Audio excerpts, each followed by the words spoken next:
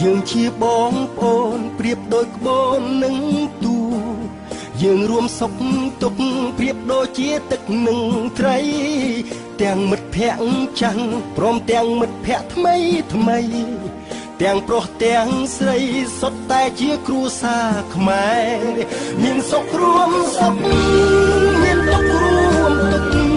ថ្ងៃនេះថ្ងៃមុខមិត្តភាពលើតែដតែពាក្យថាបងប្អូនជាពាក្យមួយមិនចេះគួរតែបេះដូងយើងជាខ្មែរពួកយើងតែងនៅបែកគ្នាអូបេះដូងខ្មែររំភើបណាស់ទេពេលបានជួបជុំគ្នារំលែកក្តីសុខដល់បងប្អូនទាំងឡាយនាំគ្នាសើចអាកាយសប្បាយគ្រប់គ្នាបេះដូងលោកញោ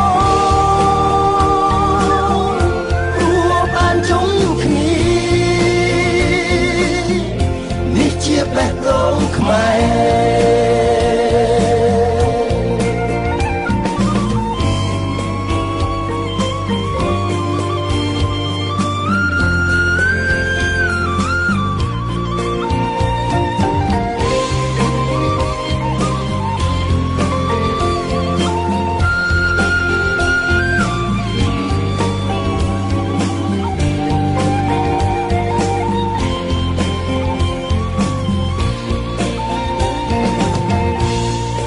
ជាបងប្អូនប្រៀបដូចក្បូននឹងទូ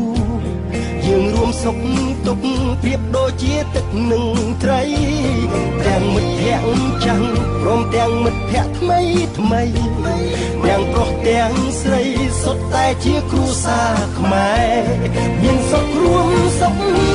មានទុក្ខរួមទុក្ខថ្ងៃនេះថ្ងៃមុខមិត្តភាពលើតែដតែពាក្យថាបងប្អូនជាពាក្យមួយមិនចេះគួរប្រែបេះដូងយើងជាខ្មែរពួកយើងតែងនៅបែកគ្នាអោបេះដូងខ្មែររំភើបម្លេះទេពេលបានជួបជុំគ្នា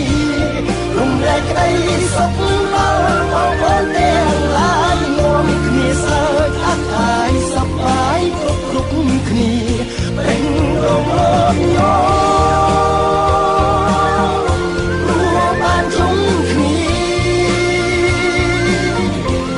ជាបេះដូងខ្មែរ